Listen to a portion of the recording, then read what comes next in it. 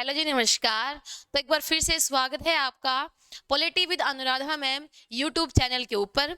आपकी एचटेट 2026 की जर्नी को और भी स्मूथ बनाने के लिए हम आ गई हैं वाईटी के प्यारे से प्लेटफॉर्म के ऊपर।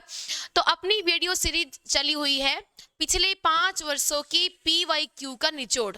तो उसी कड़ी में ये 2022 का पेपर है। तो आज इस 2022 के पेपर को हम क्या कर देंगे कंप्लीट।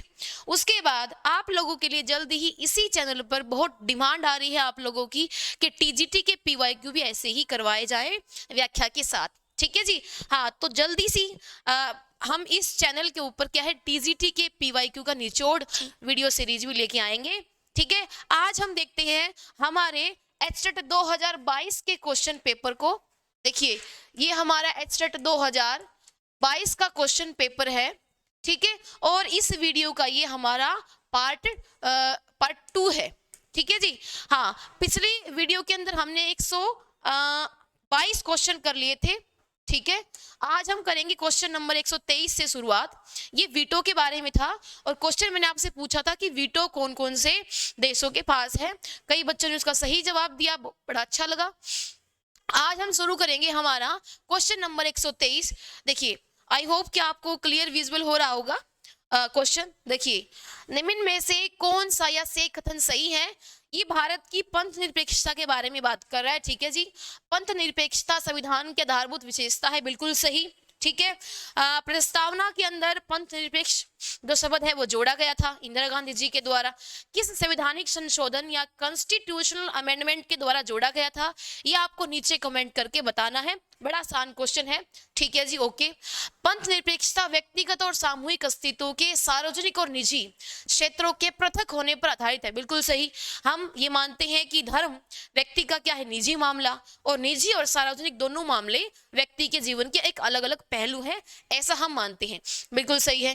तीसरा है, एक पंथ निरपेक्ष राज्य में राज्य को, ठीक है जी, अपनी शक्ति को वैधानिक बनाने के लिए धर्म की स्वीकृति लेनी पड़ती है। जी नहीं, अगर आप कोई क्वेश्चन आता भी नहीं है तो भी आप इसको कॉमन सेंस से क्रैक कर सकते हो।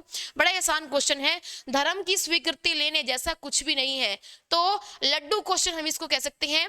एलिमिनेशन टेक्निक इस क्वेश्चन के अंदर बड़ी ही आसानी से लग जाएगी। तो हमारा ऑप्शन 1 और ऑप्शन 2 सही हो जाएगा, ऑप्शन 3 बिल्कुल गलत है, ऐसा कुछ भी नहीं है। देखिए, तो अपने को निकालना है क्या, ए और बी सही है। देखिए, सही हमको निकालने थे तो हमारा क्या हो जाएगा 123 का आंसर ऑप्शन नंबर 1। एक्सप्लेनेशन जैसा इस क्वेश्चन में कुछ खास है नहीं, फटाफट से आगे बढ़ते हैं। देखिए, अब चलेंगे हमारे क्वेश्चन नंबर 124 के ऊपर। ये 3-4 क्वेश्चन है ना जो 130 तक, ये कंसेप्चुअल टाइप के क्वेश्चन है, कथन और कारण के। हालांकि अगर हम एस्टेट का नया पैटर्न देखें जो लेटेस्ट पेपर अभी गया है 2024 का, उसमें कथन और कारण से जो क्वेश्चन है वो बिल्कुल कम ही आए हुए हैं। मतलब ये वाला जो पैटर्न है, कथन और कारण बताइए, 1 सही 2 सही, ये अब जो क्या है थोड़ा सा कम रिपीट होता है लेटेस्ट एग्जाम के अंदर। ठीक है, हाँ जी। देखिए, गलत कथन को पहचानिए।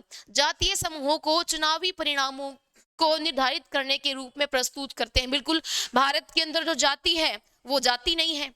ठीक है, बिल्कुल मैटर करती है हर जगह, बिल्कुल सही क्वेश्चन है। भारतीय राज्य के शासन एजेंडा को प्रभावित करने में जातीय समूह दबाव समूह का कार्य करते हैं। बिल्कुल, देखिए इंडिया के अंदर हम देखते हैं हर एक कास्ट का अपना क्या है, हर एक कास्ट ने आज एक प्रेशर ग्रुप के रूप में क्या अपना रूप ग्रहण कर लिया है। देखिए, हम देखेंगे कि जब ये क्या बोलते हैं महाराणा प्रताप की जयंती है तो एक स्पेशल कास्ट निकल रही है, परशुराम जयंती है तो एक स्पेशल कास्ट जो है निकल रही है। ऐसे कर करके हर एक कास्ट ने क्या किया, एक पर्टिकुलर दिन को और एक प्रेशर ग्रुप को पकड़ लिया है सरकार के ऊपर क्या दबाव बनाने के तरीके के रूप में। ये ऑप्शन बिल्कुल सही है। व्यवहारिक राजनीति से जुड़ा हुआ एक क्वेश्चन है, कंसेप्चुअल पार्ट है इसके अंदर। देखिए, भारत में जातीय सक्रियता उन लोगों की दृष्टि के अनुरूप है जिन्होंने भारत का संविधान बनाया था। बिल्कुल नहीं, बिल्कुल नहीं। जिन लोगों ने, जो हमारी संविधान सभा थी, जो उनकी दूरदृष्टि थी संविधान को लेके, उन्होंने जो सोच के संविधान बनाया था, भारत के अंदर जो आज हम जातिगत राजनीति देखते हैं वो उसके बिल्कुल क्या है, विपरीत है, उलट है। तो ऑप्शन नंबर 3 हमारा क्या हो जाएगा इस क्वेश्चन का गलत आंसर। बाकी सारे ऑप्शन बिल्कुल सही हैं अपने आप में। एक्सप्लेन करने का इस क्वेश्चन के अंदर कुछ खास है नहीं, तो 124 का हमारा आंसर हो जाएगा ऑप्शन नंबर 3 गलत है। ठीक है जी, आगे चलते हैं। जातिगत राजनीति के बारे में हमारा ये पूरा क्वेश्चन था। आगे हम देखेंगे बुक, ये सारे नए राइटर हैं हमारी जो क्या है वो, जिन्होंने भी भारत के संविधान पे या भारत की शासन व्यवस्था के ऊपर बहुत डीपली काम किया है। ठीक है, दो तरह के क्वेश्चन आते हैं, एक तो पूछ लेगा इंडियन जो हमारे साइंटिस्ट हुए, पॉलिटिकल साइंटिस्ट, उनसे, और एक आ जाएगा जो हमारे विदेशों से जो लोग आए हैं, जैसे हमारा आइवर जेनिंग्स हो गया, और हमारा जो क्या है वो रुडोल्फ, दोनों हस्बैंड वाइफ हो गए। ठीक है, और इसके अलावा हमारे और भी बहुत सारे विचारक हैं, अमर्त्य सेन जो कि जिनको नोबेल पुरस्कार भी मिला है। ये क्वेश्चन आया हुआ है भारतीय विचारकों के ऊपर। देखिए जी, प्रणव वर्धन, अतुल कोहली और अमर्त्य सेन। अमर्त्य सेन जिन्होंने जॉन रॉल्स का जो आइडिया था द थ्योरी ऑफ जस्टिस, उसको आगे जाके अपने तरीके से क्या किया, एक्सप्लेन किया कैपेबिलिटी अप्रोच के नाम से, जिसको हम क्या बोलेंगे, क्षमता दृष्टिकोण। ठीक है, तो यहाँ पे बुक पूछी हुई है और ये पूछ रहा है कि कौन सा युग्म इनमें से सही है। तो मैं आपको बता दूं, ज्यादा सस्पेंस ना रखते हुए, ये तीनों ही जो क्या है वो राइटर और बुक के नाम बिल्कुल सही हैं। यहां से आप इन तीनों राइटर के नाम नोट कर सकते हैं। प्रणव वर्धन, जिनकी जो बड़ी फेमस बुक है the political economy of development in India, यानी कि इन्होंने इंडिया की इकोनॉमी को डीप से क्या किया है, इनकी स्टडी की है। उसके बाद अतुल कोहली, ठीक है, Atul Kohli the state and poverty in India, ये इनकी बड़ी फेमस बुक है। ये तीनों ऐसी बुक हैं जो बार बार पूछी जाती हैं, तो इन बुक्स को जरूर से आप रट लीजिएगा। Amartya Sen, development as freedom, बहुत ही इनकी फेमस बुक है। तो तीनों, और बुक और राइटर दोनों ही अपने नाम के साथ बिल्कुल करेक्ट मैच हैं। तो इसका आंसर हो जाएगा ए, बी और सी, तीनों सही हैं। देखिए, ए, बी और सी तीनों सही हैं। ऑप्शन नंबर 4 हो जाएगा इस क्वेश्चन का सही जवाब। आगे चलते हैं। नेक्स्ट क्वेश्चन अगर हम देखें तो वो बात करता है, क्या आसान क्वेश्चन कहेंगे हम इसको, बट इसकी थोड़ी सी हमको क्या लग रही है देखने से कि बड़े भयानक क्वेश्चन है, नहीं, बड़ा इजी क्वेश्चन है। लेकिन जैसे कि स्टेट फेमस है अपनी लंबी लंबी स्टेटमेंट के लिए, तो स्टेटमेंट तो बड़ी है बट क्वेश्चन छोटा सा है, टाइम टेकिंग क्वेश्चन इसको हम बोल सकते हैं। बट हम यहाँ पे अपना टाइम बिल्कुल भी वेस्ट नहीं करेंगे, क्योंकि आपका और मेरा हर एक मिनट बड़ा कीमती है। देखिए, ये बात करता है कि संसद भारत के संविधान में किस प्रकार संशोधन कर सकती है। तो हम जानते हैं बच्चों, आर्टिकल 2 और आर्टिकल 3, ये आर्टिकल ऐसे हैं जो भारत की संसद को पूरी छूट देते हैं। क्या आर्टिकल 2 बात करता है कि कोई नया क्षेत्र हमको मिलाना है, ठीक है, भारत के अंदर, उसके बारे में न्यू टेरिटरी जिसको हम कहेंगे। आर्टिकल 3 बात करता है जो अपने पास भारत का जो सीमा क्षेत्र है, जो लैंड बाउंड्री है या जो राज्य है, उनके साथ हम कुछ भी कर सकते हैं साधारण बहुमत से। कुछ भी का मतलब, दो राज्यों को मिला के एक राज्य बना सकते हैं, उनकी सीमाओं में परिवर्तन कर सकते हैं, ठीक है, या उनके नाम में परिवर्तन कर सकते हैं, या एक राज्य के ही 3 हिस्से बना सकते हैं या 3 राज्य बना सकते हैं। तो आर्टिकल 3 ये संसद को छूट देता है, वो भी साधारण बहुमत से। ये क्वेश्चन पूछा हुआ है। तो यहाँ पे इसको क्वेश्चन को पढ़ने के बाद हमको पता चलेगा कि संसद विधि द्वारा भारत के संविधान की संघीय संरचना में परिवर्तन नहीं कर सकती।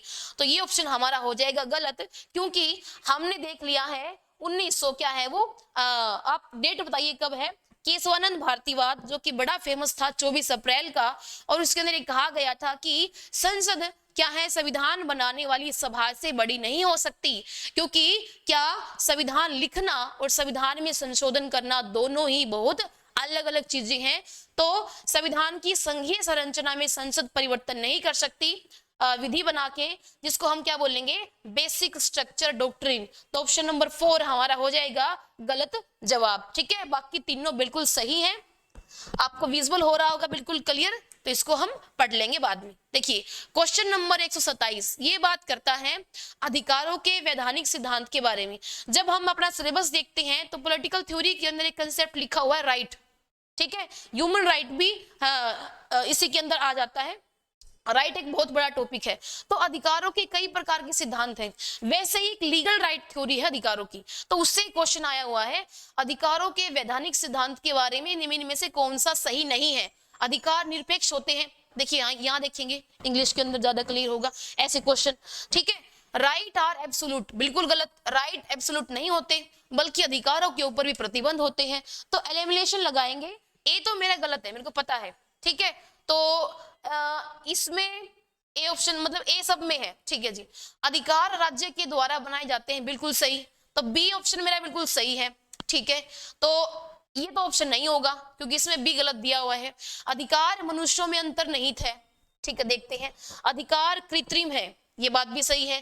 तो अधिकार कृत्रिम है, तो देखिए क्वेश्चन नंबर 127 का हमारा आंसर क्या हो सकता है, कौन से सही नहीं है, कौन से हमारे सही नहीं है।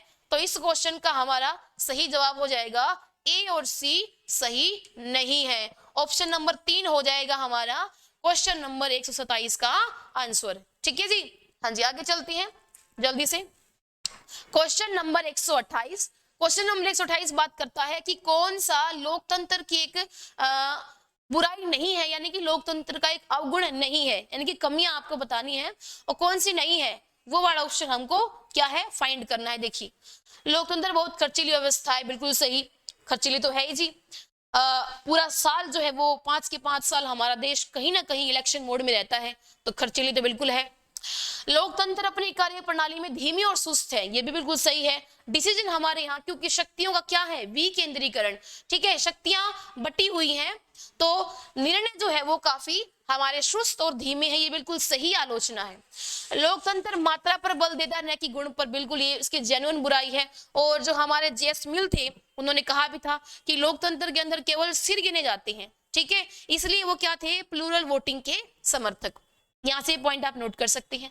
चौथा पॉइंट है, लोकतंत्र लोगों की राजनीतिक प्रभुत्ता को विकसित नहीं कर पाता। देखिए जी, लोकतंत्र जो हमारी शासन प्रणाली है पूरी दुनिया के अंदर, उसका सबसे बड़ा कंट्रीब्यूशन क्या है कि उसने लोगों के अंदर राजनीतिक जागरूकता को, ठीक है, यानी कि पीपल पॉलिटिकल पार्टिसिपेशन को बढ़ाया है। तो ये उसकी बड़ी गलत आलोचना है। तो यहाँ से हमारा क्वेश्चन नंबर 128 का ऑप्शन हो जाएगा 4 सही जवाब, ठीक है। हाँ जी, बड़ा ही आसान क्वेश्चन था ये डेमोक्रेसी के ऊपर। देखिए, अगला है हमारा क्वेश्चन नंबर 129। क्वेश्चन नंबर 129 हमारा बात करता है, भारतीय संविधान निर्माताओं की एक धर्मनिरपेक्ष राज्य बनाने की ख्वाहिश थी, बिल्कुल थी। भारत की बहुल सामाजिक व्यवस्था के प्रति एक अनुक्रिया, बिल्कुल सही। इंडियन कॉन्स्टिट्यूशन जो बनाने वाली हमारी संविधान सभा थी, उनको ये पता था कि भारत की डाइवर्सिटी को हम कंट्रोल केवल और केवल धर्मनिरपेक्षता की बदौलत ही कर सकते हैं, बिल्कुल सही है। भारतीय संविधान निर्माताओं ने समान नागरिक संहिता को राज्य के नीति निर्देशक तत्वों में स्थान दिया, बिल्कुल। हम जानते हैं कि बच्चों हमारा आर्टिकल 44 जो है वो बात करता है यूसीसी, यूनिफॉर्म सिविल कोड, और इसी के साथ 2 बोनस फैक्ट हम नोट कर लेंगे। भारत का ऐसा पहला राज्य है जिसके अंदर क्या है, यूनिफॉर्म सिविल कोड लागू है, वो था गोवा, जहां पे पुर्तगालियों ने लागू किया था। लेकिन हाल ही में गोवा के बाद दूसरा राज्य हमारा बना है यूके, यानी कि उत्तराखंड। साल 2025 में यूसीसी को लागू करने वाला भारत का दूसरा राज्य है वो हो गया है उत्तराखंड, ठीक है। तो दोनों कथन सही है अपने आप में, ये भी सही है, ये भी सही है, लेकिन ये दोनों कथन एक दूसरे को एक्सप्लेन करते हुए हमको नहीं दिखते हैं।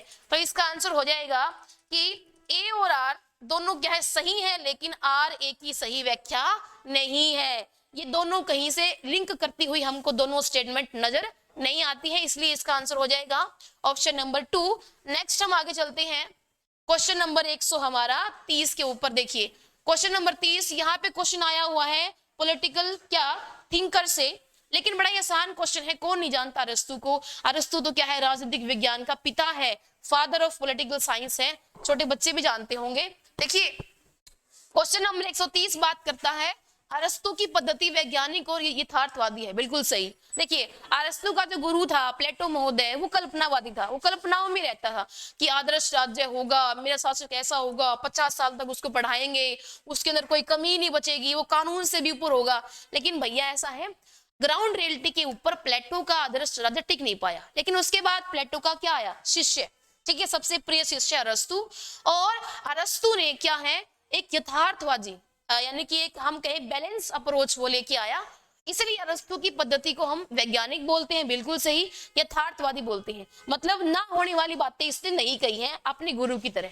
दूसरा, अरस्तु अपनी कल्पना को भविष्य उन्मुखी करते हैं, बिल्कुल सही। और एक आदर्श राज्य की छवि प्रस्तुत करते हैं, बिल्कुल जी नहीं, आदर्श राज्य की छवि अरस्तु ने प्रस्तुत नहीं की थी। तो इस क्वेश्चन का आंसर हो जाएगा केवल हमारा ए सही है, ठीक है जी। ए सही है और आर हमारा गलत है, यानी कि ऑप्शन नंबर 3 हो जाएगा इसका राइट आंसर। आदर्श राज्य की बात, आइडल स्टेट की जो बात है वो केवल इसका गुरु प्लेटो करता है, अरस्तु नहीं। ठीक है जी, हाँ तो बड़ा आसान क्वेश्चन था। आगे चलते हैं क्वेश्चन नंबर 131 के ऊपर। निम्न में से कौन औद्योगिक लोकतंत्र पुस्तक का लेखक है? देखिए ये बुक है हमारी इंडस्ट्रियल डेमोक्रेसी। देखिए कार्ल मार्क्स की तो है नहीं, रॉबर्ट डाल की भी नहीं है, एडवर्ड डेप्ट की भी नहीं है, ये बुक है हमारी सिडनी और क्या है बीट्रिट वेब की। ये फैक्चुअल क्वेश्चन है, आपको याद ही करना पड़ेगा, इसका कोई जो क्या है वो और तरीका नहीं है। ऑप्शन नंबर 2 हो जाएगा हमारा बिल्कुल सही जवाब, यानी कि जो हमारे सिडनी और बीट्रिट वेव है, ठीक है, ये राइटर हैं, इन्होंने लिखा है डेमोक्रेसी के ऊपर बहुत, उनकी ये बड़ी फेमस बुक है। ठीक है, इंडस्ट्रियल डेमोक्रेसी। ठीक है जी, आगे हम बात करेंगे हमारे नेक्स्ट क्वेश्चन के ऊपर। ठीक है, नेक्स्ट क्वेश्चन हमारा देखते हैं। क्वेश्चन नंबर 132 ये बात करता है किस वर्ष संयुक्त राष्ट्र सुरक्षा परिषद की संख्या 11 से बढ़ाकर 15 कर दी गई थी? तो ये भी फैक्चुअल क्वेश्चन है लेकिन मुश्किल नहीं है, कई बार रिपीट हुआ है। और यूएनओ तो क्या है, इतना स्पेशल टॉपिक है स्टेट का कि उसको अलग से ही आईआर के अंदर निकाल के दिया हुआ है।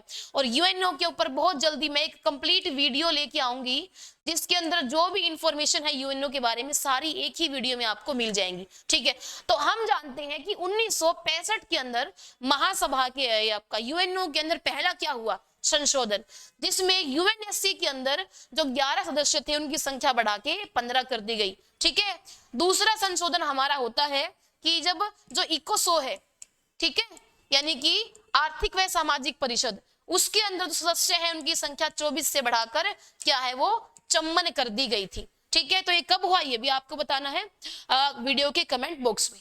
तो इसका आंसर हो जाएगा 1965। ठीक है जी, आगे चलते हैं हमारे क्वेश्चन नंबर 133 के ऊपर। देखिए निम्न में से डिबेटिंग ग्लोबलाइजेशन 2005 पुस्तक के लेखक कौन है? तो कई बार मैं आपको बता चुकी हूं कि डेमोक्रेसी के जो आपका वैश्विक जो मॉडल है, यानी कि लोकतंत्र क्या है, जीने का एक तरीका है और लोकतंत्र पूरी दुनिया में होना चाहिए, क्योंकि लोकतंत्र बड़ी अच्छी शासन प्रणाली है। वैश्विक जो एक इसका लोकतंत्र का नजरिया है वो ये बात कहता है। तो लोकतंत्र का जो हमारा वैश्विक जो मॉडल है या जो इंटरनेशनल अप्रोच है डेमोक्रेसी की, उसके सबसे बड़े प्रवर्तक है हमारे डेविड हेल्ड।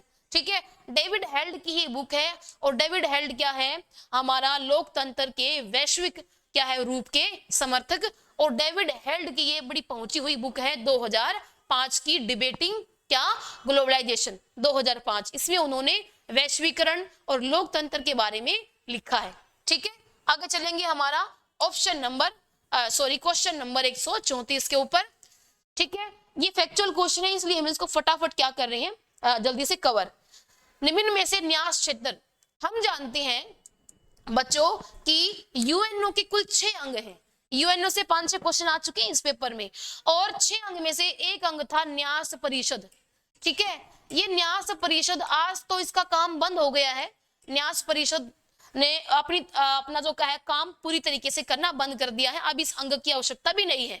लेकिन एक टाइम पे ये न्यास परिषद क्या करता था, ट्रस्टीशिप का काम करता था। ऐसे क्षेत्र जहां पे उनके जो निवासी हैं उनको अपना शासन चलाने की भी क्या नॉलेज नहीं है, तो ट्रस्टीशिप काउंसिल क्या करती थी, ऐसे क्षेत्रों को उत्तरदायी शासन किस प्रकार चलाया जाए वो सिखाती थी। जब तक उनके यहाँ डेवलपमेंट हो रहा है एक उत्तरदायी शासन का, तब तक ये ट्रस्टीशिप काउंसिल क्या करती थी, उन क्षेत्रों पर अपना अधिकार, एक तरीके से मैं आपको साफ साफ भाषा में बताऊं तो नव उपनिवेशवाद का एक ये तरीका था। ठीक है, अपने कुछ एरिया को अपने अंडर करने का ट्रस्टीशिप के नाम पे।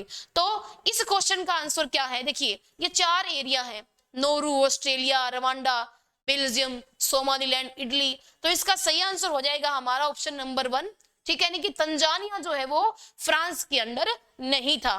तंगानिया ये देश है कोई साउथ अफ्रीका का देश है, दक्षिण अफ्रीका का ये देश है। तो इसका हो जाएगा ऑप्शन नंबर 1 सही जवाब। ठीक है जी, अब ये क्वेश्चन नहीं आते, पुराना पेपर है इसलिए ऐसा क्वेश्चन हमको देखने को मिला है। क्वेश्चन नंबर 135 की बात करेंगे, कह रहा है कि समाज और राज्य के बीच में कौन सा जो कथन है वो हमारा सही है, या दोनों के संबंध को स्पष्ट करने वाला कथन कौन सा है। देखो राज्य राजनीतिक रूप से संगठित है, बिल्कुल। राज्य क्या है, सबसे बड़ा क्या है, राजनीतिक रूप से संगठित एक समाज। ठीक है। दूसरा ऑप्शन है राज्य और समाज दोनों ही बल का वैधानिक प्रयोग कर सकते हैं। बिल्कुल नहीं। देखिए, बल का वैधानिक प्रयोग करने की जो शक्ति है वो केवल राज्य के पास है, समाज के पास नैतिक बल प्रयोग करने की शक्ति है। हमने बहुत बार पढ़ा होगा कि अधिकार जो है वो समाज क्या करता है, उनको मान्यता देता है, और राज्य क्या करता है, लागू। तो समाज के पास कोई वैधानिक शक्ति नहीं है, वैधानिक शक्ति सिर्फ और सिर्फ राज्य के पास है, और इसी को हम क्या बोलेंगे, प्रभुसत्ता संपन्न। ठीक है। हाँ जी, तो ऑप्शन नंबर 2 हमारा गलत हो जाएगा। राज्य और समाज के बीच समान नैतिक उद्देश्य है, बिल्कुल नहीं, ये भी गलत हो जाएगा। राज्य के अलग उद्देश्य है, समाज के अलग। तो इसका हो जाएगा सही जवाब ऑप्शन नंबर ए, यानी कि केवल ए सही है। ठीक है। आगे चलते हैं हम क्वेश्चन नंबर 136 के ऊपर। क्वेश्चन नंबर 136 हमारा कहता है कौन सा अधिनायक तंत्र की विशेषता नहीं है, यानी कि ये फासिज्म के ऊपर क्वेश्चन आया हुआ है। देखिए, दो तरह की विचारधाराएं हैं, एक तो नाजिज्म जो कि हिटलर से जुड़ा है जर्मनी से, और एक फासिज्म जो कि इटली से जुड़ा है मोसोलोनी से। तो ये अधिनायक तंत्र के अंदर आते हैं दोनों ही शासन प्रणालियां। इसको हम क्या बोलेंगे, सर्वाधिकारवादी राज्य, या फिर तानाशाही, या उसको हम क्या बोलेंगे, ये हमारा अधिनायक तंत्र। ठीक है, इसको हम क्या बोलेंगे, डिक्टेटरशिप। तो उसके बारे में क्वेश्चन है, कह रहा है कौन सा विशेषता नहीं है। संविधान लोगों को उनके अधिकार देता है, बिल्कुल नहीं। अधिनायकवाद के अंदर कोई संविधान नहीं होता, एक ही नेता होता है, और उसने जो बोल दिया वही जो क्या है पूरे देश को फॉलो करना होता है। यहाँ कोई अधिकार नहीं होते, लोगों को कोई राइट नहीं होता, कोई इनके पास फ्रीडम नहीं होती। बिल्कुल एक निरंकुश जो शासन प्रणाली है वो हम अधिनायक तंत्र को मानते हैं। तो पहला ही ऑप्शन हमारा गलत हो जाएगा, बाकी ऑप्शन देखने की भी आवश्यकता हमको नहीं है। ठीक है। कई क्वेश्चन ऐसे होते हैं जो एक क्लिक में निकल जाते हैं, ये वही क्वेश्चन है। देखिए, अधिनायक तंत्र एक दल, एक नेता, ठीक है जी, एक नेता होगा और वही क्या होगा, सर्वे सर्वा। ठीक है, माई बाप जिसको बोलते हैं वो वही होगा। हिटलर ने जो कह दिया वो कह दिया, वही होगा। ठीक है। तो ऑप्शन नंबर 2 और 3 और 4 सारी सही विशेषताएं हैं अधिनायकवाद की, बट ऑप्शन नंबर 1 इसका क्वेश्चन के हिसाब से गलत जवाब हमारा हो जाएगा। तो आगे चलते हैं ऑप्शन नंबर 137 के ऊपर, कौन सा युग्म गलत है। ठीक है जी, यहाँ पे संगठन दिए हैं और उनके मुख्यालय दिए हैं। मैंने जितने भी मुख्यालय या जितने भी संगठन हैं इंपोर्टेंट 15 से 20 संगठन को मैंने एक शॉर्ट वीडियो के अंदर कवर किया है इसी वाईटी चैनल के ऊपर, तो उस वीडियो को आप जरूर से देखना।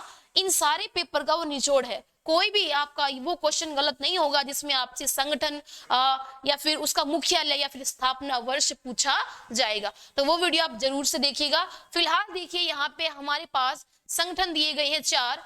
संयुक्त राष्ट्र औद्योगिक विकास संगठन वियना, अंतरराष्ट्रीय श्रम संगठन लंदन, विश्व डाक संगठन बर्न, या विश्व मौसम विज्ञान संगठन जेनेवा। देखिए, जेनेवा के अंदर कम से कम 7 से 8 मैं कहूं संगठनों का मुख्यालय है। तो कोई भी अगर आपको ना समझ में आ रहा हो तो आप तुक्का लगा के जय माता दी बोल के जेनेवा वाले ऑप्शन को टिक कर सकते हो, आपके सही होने के चांस ज्यादा है बाकी ऑप्शन से। ठीक है जी। देखिए, तो इस क्वेश्चन का सही जवाब हो जाएगा अंतरराष्ट्रीय श्रम संगठन। ये लंदन इसका मुख्यालय नहीं है। हम जानते हैं कि 1919 के अंदर आईएलओ का गठन हुआ था। आईएलओ विश्व का सबसे पुराना संगठन उनमें से ये एक है, और आईएलओ का मुख्यालय लंदन में नहीं है। ठीक है जी। हाँ, तो ये हो जाएगा इसका सही जवाब क्वेश्चन नंबर 137। आगे चलते हैं हम क्वेश्चन नंबर 138 के ऊपर। देखिए, कौन सा युग्म हमारा क्या है गलत। ये हमारे क्या है कोटेशन है विचारकों की, किसने क्या कहा है। तो ये लास्ट क्वेश्चन होगा हमारा आज की इस वीडियो सीरीज का। ठीक है जी। हाँ, देखिए क्वेश्चन कहता है कि अधिकार में ऐतिहासिक परिस्थितियां नहीं है जो मानव जाति को अपनी आदिम अवस्था में प्राप्त थी और जिन्हें वह खो चुकी थी। नहीं, लास्ट की ये चारों क्या है कोट हैं, हमको इसमें से गलत कोट देखना है। ठीक है। तो इस क्वेश्चन का हमारा सही आंसर हो जाएगा, पहले आप 1 मिनट इन सारे कोट्स को ध्यान से देख लीजिए। तो क्वेश्चन नंबर 138 का हमारा सही जवाब हो जाएगा ऑप्शन नंबर 4, यानी कि चौथी जो कोट है वो लास्की की नहीं है। बाकी इन तीनों को आप लिख सकते हैं, ये रिपीट भी हो सकती हैं, ये लास्की की क्या है कथन है, बट ऑप्शन नंबर 4 हमारा बिल्कुल गलत जवाब हो जाएगा। ठीक है जी। तो ये थी हमारी आज की क्लास। नेक्स्ट वीडियो पार्ट के अंदर हम इस पेपर को कंप्लीट कर देंगे। ऐसे ही करके हम 2020 तक के पीवाईक्यू को सोल्व कर लेंगे। आपको सिर्फ हमारे साथ जुड़े रहना है। तब तक के लिए bye bye, take care. Video को आप जरूर से सपोर्ट कीजिएगा, ठीक है।